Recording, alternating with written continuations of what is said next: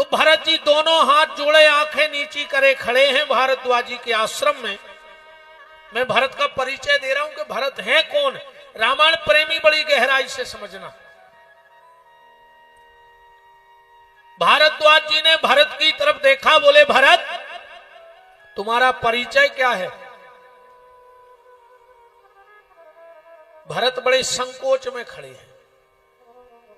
भरत जी ने दोनों हाथ जोड़ के कहा, गुरुदेव मैं दशरथ नंदन भरत। भारद्वाज ने कहा, झूठ, तू दशरथ नंदन भरत नहीं है। भरत जी की आंखों में अश्रु बहने लगे। बोले गुरुदेव तुमने सत्य कहा, मैं उस धर्मात्मा पुरुष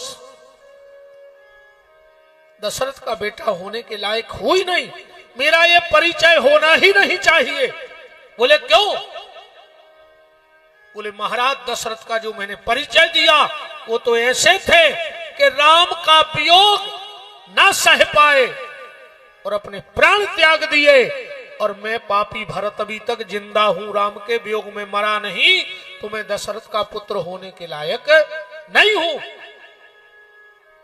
भरत तुम्हारा और परिचय दो दूसरा।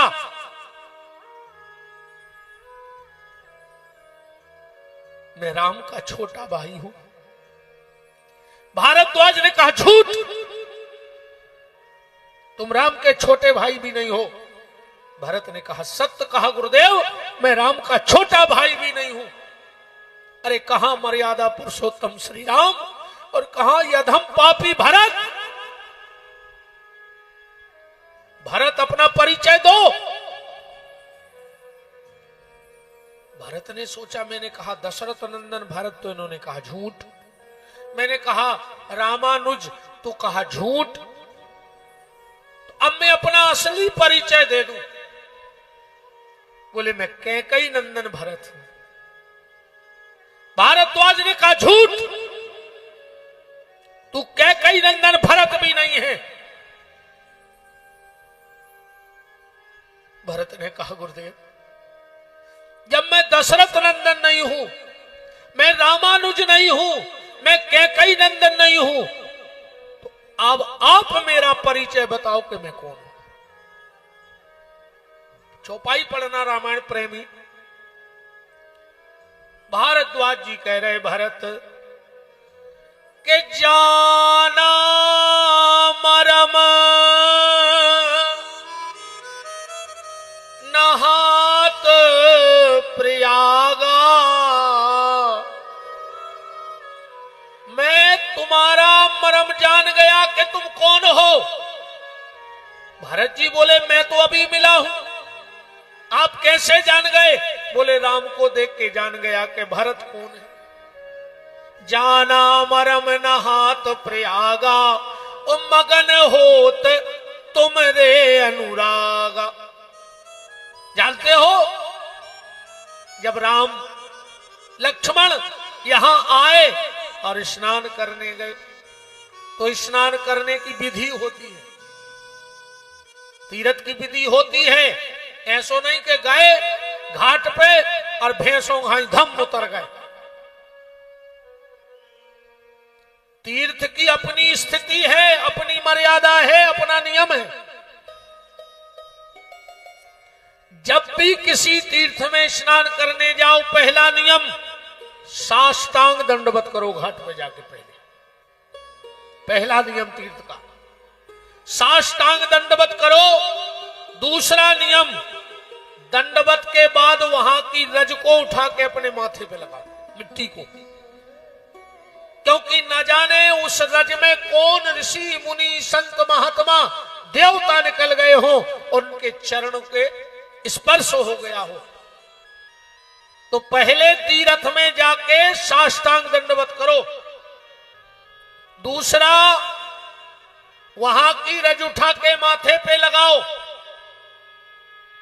कभी भी तीर्थ में आप नर्मदा जी जाओ, गंगा जी जाओ, सरयू मैया जाओ, जहां आपको मौका मिल जाए ठाकुर जी ले जाए, पर कभी भी कमर के नीचे का वस्त्र तीर्थ में नहीं धोना चाहिए, क्योंकि वो अधो वस्त्र होता है। और जब आप तीर्थ में जाके कमर के नीचे का वस्त्र धोते हो और जब उसे निचोड़ते हो तो उसकी जितनी बूंदें गिरती हैं वो जल तुम्हारे पितरों को पीना पड़ता है,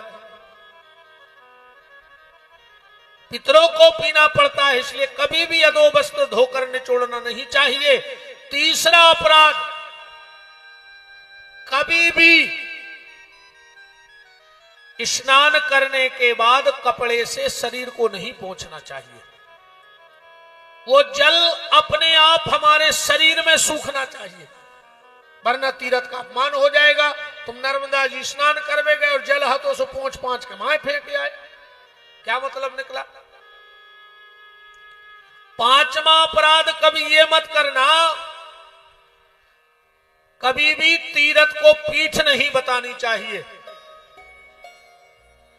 तीर्थ को पीठ बताने का मतलब जिस तरफ से धार बह के आ रही हो उस तरफ सिर करके डुबकी लगानी चाहिए, ना कि जिस तरफ धार जा रही हो उस तरफ सिर करके। अगर जिस तरफ धार जा रही है और उस तरफ मुंह करके तुमने डुबकी लगाई तो ये तीर्थ को पीठ बताने का अपराध हो गया। भारद्वाज जी कह रहे हैं, राम ने दंडवत किया, फिर राम ने वहां के माथे की रज उठा करके लगाई और राम ने संकल्प किया। तीर्थ में स्नान पे संकल्प करना चाहिए, और जब तीर्थ का संकल्प बोला गया, हमें तो ज्यादा आता नहीं संकल्प, पर इन पंडित जी हर से जितो सुन के रट पाए उतो तो हमने रट लाओ। हाँ, ज्यादा हमें संस्कृत आता नहीं है, वो तो जितनी हमें सुन सुन के सीख पाए। पंडित जी, राम जी संकल्प बोल रहे हैं, विष्णुर विष्णुर तदह विष्णुराज्ञा प्रवर्तमानस्य अद्य ब्राह्मण द्वितीय प्रार्धे श्री श्वेत बाराह कल्पे वैवस्मन मंत्रे अष्टाविंशतितमे। अब अभी तो हम लोग कहते हैं कलयुगे कलगी प्रथम चरणे, पर वहां राम जी ने थोड़ी कहा होगा कि कलयुगे कलि प्रथम चरणे, क्योंकि जब कलयुग लगा ही नहीं था तो उन्होंने कहा त्रेता युगे, क्योंकि जिस युग में संकल्प हो रहा है उस युग का नाम लिया जाएगा। और भारद्वाज जी बोले, भरत, जैसे ही संकल्प में शब्द आया भरत खंडे, बोलते ना संकल्प में भरत शब्द आता है, भरत खंडे, और जैसे ही कहा भरत खंडे और राम जी खड़े थे किनार पे, पछाड़ खा करके नदी में गिर गए। लक्ष्मण जी तुरंत कूद गए पीछे से और राम जी को बेहोशी की अवस्था में लाए। भारद्वाज जी घबरा गए, क्या हो गया? पैर फिसल गया, चक्कर आ गया, क्या दिक्कत है? लक्ष्मण ने कहा, मुझे पता है कि क्या हुआ है। बोले, क्या हुआ? बोले, आपके मुंह से भरत शब्द निकल गया, और जब जब मेरे रघुनाथ जी भरत का नाम सुनते हैं तो बेहोश हो जाते हैं।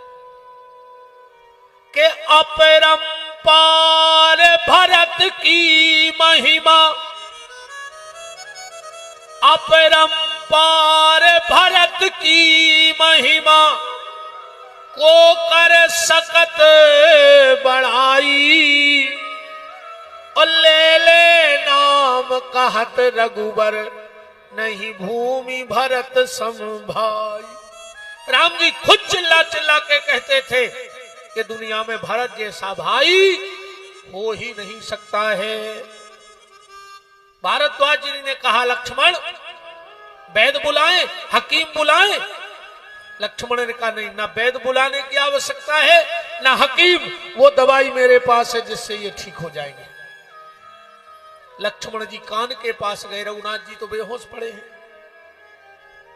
मैं सिर्फ आपको भरत का परिचय दे रहा हूं, आज के भरत हैं क्या, इस चौपाई से समझना, जो अब थोड़ी देर बाद मैं पढ़ने वाला हूं। आपने खूब सुना होगा कि भरत राम के भैया हैं, कैकेयी के पुत्र हैं, शत्रुघ्न के बड़े भैया हैं, लक्ष्मण के बड़े भैया हैं, जनक के दामाद हैं। भरत जी त्याग है, तपस्या है, साधना है, समर्पण है, सद्विचार है। पर आज असली परिचय ले लो कि भरत जी क्या है रामचरितमानस में। लक्ष्मण जी कान के पास गए और कान के पास जाके बोले, रघुनाथ जी भैया उठ जाओ।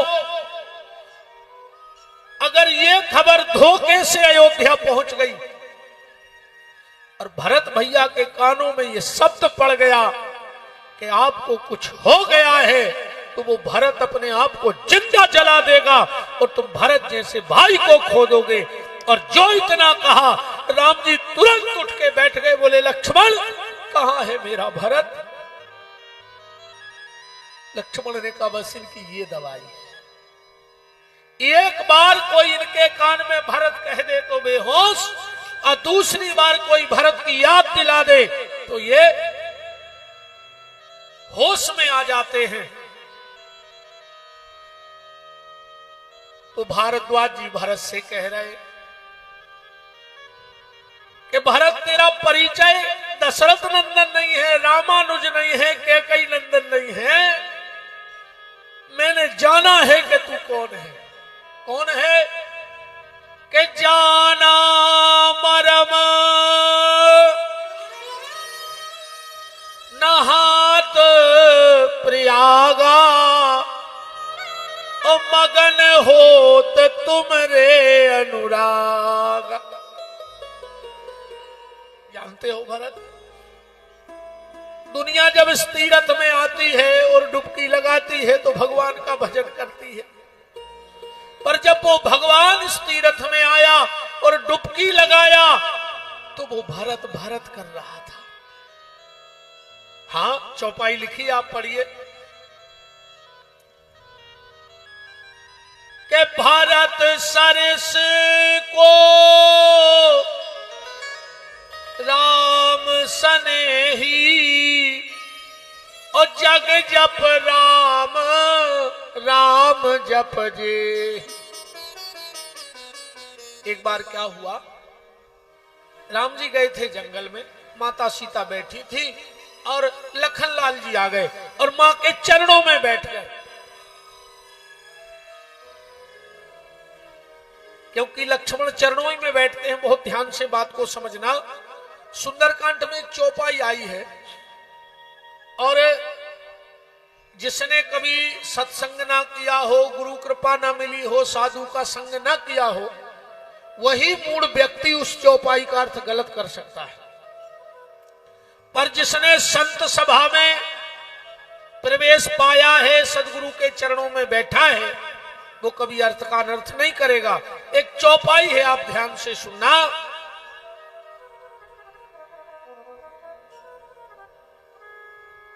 हनुमान जी जब लौट के आए तो अनुज समेत गाहु प्रभु चरना। राम जी ने पूछा कोई संदेश? बोले सीता जी ने अनुज समेत गाहु प्रभु चरना संदेश भेजा है, आपके चरणों में प्रणाम। और अनुज माने लक्ष्मण, तो क्या लक्ष्मण अपनी भावी मां जानकी से प्रणाम करवा सकते हैं? विचार करना आप लोग, एक दृश्य देखो लक्ष्मण का त्याग। जब ऋषिमुख पर्वत पर सभा लगी तो विभीषण सुग्रीव क्या कह रहा है? मंत्रन सहित यहां एक बारा, बैठत रहूं में करऊं विचारा, गगन पंथ देखी में जाता। हम नहीं जी सकते, हम तो मर जाएंगे। वशिष्ठ पांव की सेवा मांग लेना। अब लक्ष्मण को ऐसा लग रहा कब होली आ जाए, कब होली आ जाए, और होली भी आ गई। सीता माता ने तीनों देवरों को तिलक लगाया। लक्ष्मण अधिक लाडले देवर हैं माता किशोरी जी के, अधिक लाडले बेटे हैं। बोले बेटा लक्ष्मण मांगो क्या चाहिए? लक्ष्मण जी बोले माता मना तो नहीं करोगी? बोले नहीं। बोले मेरी सौगंध खाओ, मेरी सौगंध खा दो, हम जो मांगेंगे वो मिलेगा। अब सीता समझ नहीं पाई लक्ष्मण क्या मांगेंगे। अरे अब मां को बेटे से प्यारा क्या हो सकता है? ठीक है लक्ष्मण, तेरी शपथ, मांग क्या चाहिए? लक्ष्मण बोले, मुझे भगवान के एक अंग की सेवा दे दो। किशोरी जी ने कहा तो ठीक है, आज से दाहिना अंग तुम्हारा और बायां अंग हमारा। तो आज सेवा बट गई अयोध्या में राम जी की। तो दाहिना अंग किसको मिला? भाई को। इसलिए हम आज भी कहते कि हम आओ भैया, हम आओ दाहिनो हाथ आए, कहते आज तक कौन कही कि हम आओ भैया, हम आओ डेरो हाथ आए। अरे भैया वो दाहिनो हाथ आए। और जो विद्वानों के द्वारा सूक्तियां भी लिखी गई, उसमें भी भाई को दाहिने अंग में रखा गया कि नीम करई जिन जानियो जाकी गहरी छाए, अब भैया बेरी जिन जानियो जो बसे दाहिनी बाह। वह सीता जी ने कहा, हम रघुवंशी वचन के पक्के होते हैं, क्षत्रिय हैं। तो सीता जी कह रही, अनुज समेत मेरे पैर में भी प्रणाम कह देना, और जो लक्ष्मण के हिस्से में पैर है उसमें भी प्रणाम कह देना। दोनों पांव के प्रणाम की राम जी की कही है। सीता जी ने लक्ष्मण को प्रणाम नहीं किया। लक्ष्मण का त्याग देखना है। एक बार जंगल में राम जी बैठे और सीता जी को प्यास लगाई। बोली, रघुनाथ जी मुझे प्यास लगी है। इतने में श्री लखनलाल जी आ गए, लक्ष्मण जी आ गए। लक्ष्मण, हाँ प्रभु, तुम्हारी माता को प्यास लगी है। लक्ष्मण ने उठाया तुमा और पानी लेने चले गए। सामने एक पेड़ लगा था बरगद का, उस पे बहुत बलें चढ़ी थी, बोले। राम जी बैठे बैठे बोले, सीता ये पेड़ कितना भाग्यशाली है जिसको बलों का संग मिल गया। अगर ये बलें ने लपटी होती तो जो पेड़ अकेलो ही खड़ो रहे। तो सीता जी बोली, प्रभु आप बात सही कह रहे हो, बस व्याख्या गलत है आपकी। राम जी बोले, मतलब? बोले, ये पेड़ भाग्यशाली नहीं है जिसे बलों का साथ मिला, ये बलें भाग्यशाली हैं जिसको पेड़ का साथ मिला। अगर ये पेड़ ना होता तो इन लताओं का क्या होता। इतने में आ गए लक्ष्मण जी। लो माता जी पानी। सीता जी बोली, भैया पानी बाद में, पहले पंचायत करने तुम्हें। लक्ष्मण जी बोले, पंचायत? बोले, हाँ तुम्हारे भैया कह रहे कि ये पेड़ भाग्यशाली है जिसको लता का साथ मिला, और मैं कह रही हूं कि लता भाग्यशाली है जिसको पेड़ का साथ मिला। लक्ष्मण जी समझ गए कि लता और पेड़ों तो बहानों आए, ये एक दूसरे की या कह रहे। राम जी कह रहे हैं कि राम भाग्यशाली है कि सीता का साथ मिला, और सीता कह रही कि सीता भाग्यशाली है कि राम का साथ मिला। अब लक्ष्मण जी ने सोची, आगे कुगा पीछे खाई, हम कौन की कह दें। पति पत्नी के झगड़े में कभी पड़ना नहीं चाहिए, कभी नहीं पड़ना चाहिए। राम जी बोले, बताओ लक्ष्मण, पेड़ भाग्यशाली के लता। सीता जी बोली, बताओ लक्ष्मण। लक्ष्मण जी बोले, प्रभु। माता जी बोले, हाँ। बोले, फिर जो फैसला हम करें का मान रहे, वो के बाद फिर कोई आगे बात नहीं बढ़े। राम जी बोले, मंजूर। सीता जी बोली, मंजूर। लक्ष्मण जी बोले, सुनो ले प्रभु, ये पेड़ भाग्यशाली नहीं है। सीता जी के चेहरे पे चमक आ गई। भाई, दो लोगों ने फार्म भरा हो और एक व्यक्ति की खबर आ जाए कि वो हार गया है, तो अब दूसरे का बताना पड़ेगा कि वो जीत गया है। दो तो फार्म हटे, एक कलेक्टर ऑफिस में बोल गई कि तुम हार गए, घरे जाओ, तब दूसरा तो अपनी तैयारी करे है कि हम तो जीत ही गए, कहा है। लक्ष्मण जी ने फैसला किया पेड़ भाग्यशाली नहीं है। राम जी के चेहरा उतर गया, सीता जी के चेहरे पे चमक आ गई और एक क्षण नहीं लगा। लक्ष्मण जी बोले कि ये लताएं भी भाग्यशाली नहीं है। सीता ने सोची फार्म 2 हते, तीसरों को कौन आओ बीच में, तीसरा कौन है? लक्ष्मण जी बोले प्रभु भाग्यशाली तो वो राहगीर है जो आकर के इन दोनों की छत्र छाया में बैठ जाता है। ना राम भाग्यशाली है, ना सीता भाग्यशाली है, भाग्यशाली तो ये लक्ष्मण है जो दोनों की छत्र छाया में बैठा है। और आज वही लक्ष्मण, बात क्या चल रही है कि भरत सरस को राम सनेही और जग जप राम राम जप जे।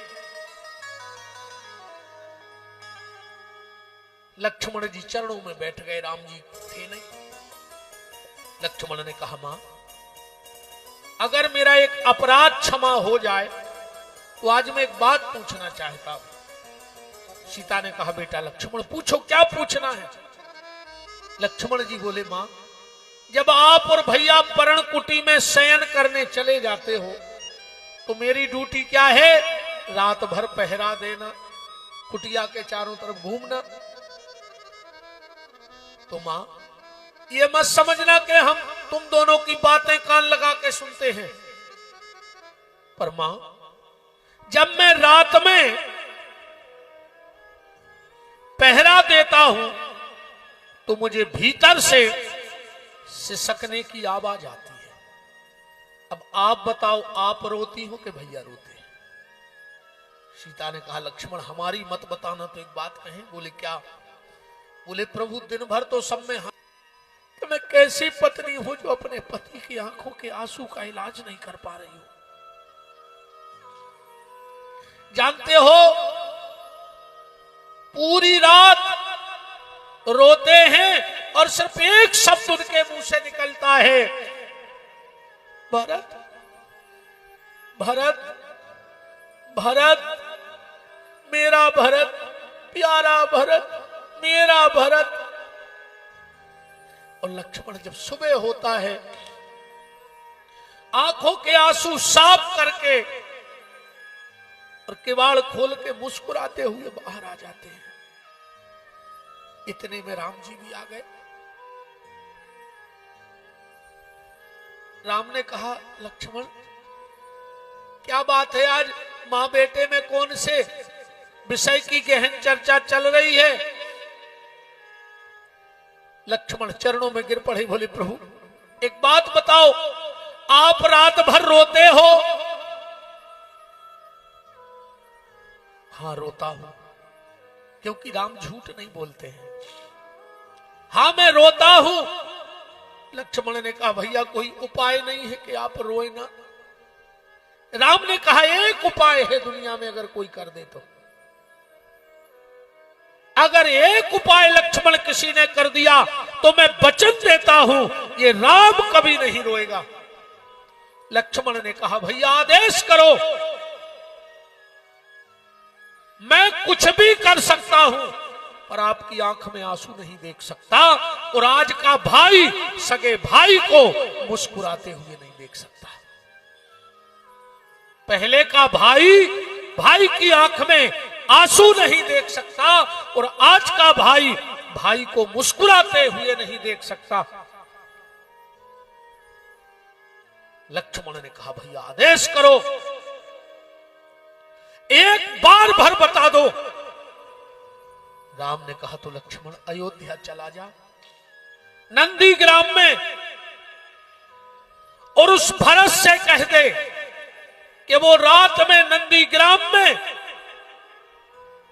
गड्ढा खोद के बैठा है। सबते सेवक धर्म कठोरा। भरत जी जब नंदी ग्राम में आए तो जमीन पे शयन करने लगे, पूरे के सिर रखा नहीं और उठ के बैठ गए। शत्रुघ्न ने कहा क्या हुआ भैया? बोले ये तो स्वामी की बराबरी हो जाएगी, क्योंकि राम भी तो जमीन में ही सो रहे, और अगर मैं जमीन में सो गया तो प्रभु की बराबरी हो जाएगी। शत्रुघ्न ने गड्ढा खोदो। शत्रुघ्न ने कमर कमर एक गोल गड्ढा खोदा, और जब जमीन में गड्ढा खोदा जाए और उस गड्ढे में बैठो तो बड़ा अच्छा लगता है, क्योंकि मिट्टी की सोंधी सोंधी खुशबू आती है और ठंडक रहती है, तो उसमें बड़ा अच्छा लगता है। भरत जी जैसे ही बैठे, बोले शत्रुघ्न इसमें तो और सुख मिल रहा है। बोले भैया क्या करें? बोले कुछ कांटेदार वृक्ष लाके इस गड्ढे को भर दो, फिर मैं उस पे बैठूंगा, क्योंकि जो भैया राम की बराबरी मेरे बस में नहीं है। तो लक्ष्मण तू चला जा और उस भरत से जाके कह दे, जो कांटों की सेज पर बैठकर रात भर सिर्फ एक ही धुन गाता है, राम राम राम, पूरी रात राम राम करके चिल्लाता रहता है, और उसके हृदय से निकली हुई वो आह राम को सोने नहीं देती है। किसी ने क्या खूब बात कही है, ऊपर वाला वही दुआ मंजूर करता है जो दिल से होती है। ऊपर वाला वही प्रार्थना मंजूर करता है जो दिल से होती है, पर मुश्किल ये है कि ये बड़े मुश्किल से होती है। सबसे मुश्किल काम तो यही है कि हृदय से उस परमात्मा की याद करना। राम ने कहा लक्ष्मण जाएगा, जाएगा भरत के पास, रोकेगा उसे कि वो मुझे याद ना करे। और जिस दिन भरत ने मुझे याद करना बंद कर दिया, लक्ष्मण तेरी सौगंध, मैं तेरी गोदी में सिर रख के सोऊंगा, भीतर भी नहीं सोऊंगा। लक्ष्मण जी बिल्कुल चुप हो गए। राम ने कहा क्या बात है लक्ष्मण? लक्ष्मण ने कहा भैया आप जानो और भरत भैया जाने, अब मेरे बस में नहीं। अब तुम दिन रात रो, मैं क्या करूं? क्योंकि भरत को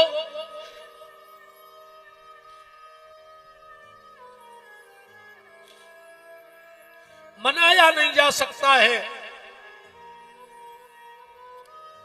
तो बात कहां चल रही थी? भारद्वाज जी कह रहे भरत तुम कौन हो? यहां है कथा।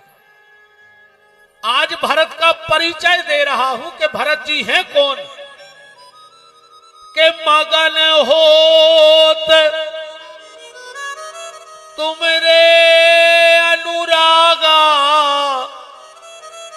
ओ जाना मरम नहात प्रयागा। भरत तुम दशरथ नंदन नहीं हो, भरत तुम रामानुज नहीं हो, लक्ष्मण के अग्रज नहीं हो, कैकेयी नंदन नहीं हो। तो भरत ने कहा गुरुदेव मैं कौन हूं? और आज भारद्वाज जी भरत का परिचय दे रहे रामायण में कि तुम तो भरत मोर मत ये हूं। भरत कि तुम तो भरत मोर मत ये हूं, ओ धरे देह जन राम सने। मुझे तो लगता है भरत तुम भरत नहीं, राम जी के हृदय का प्रेम मूर्ति मंत्र बन करके प्रकट हुआ है। तुम राम का हृदय हो। अगर राम को जानना है तो राम के हृदय को जान लो, भरत को जान लो तो राम को जानने की आवश्यकता नहीं पड़ेगी। एक संत का वचन है ये भारद्वाज जी का कि तुम तो भरत मोर मत एहू, धरे देह जन राम सनेहू। भरत तुम राम जी का प्रेम हो, तुम राम जी के भाव हो,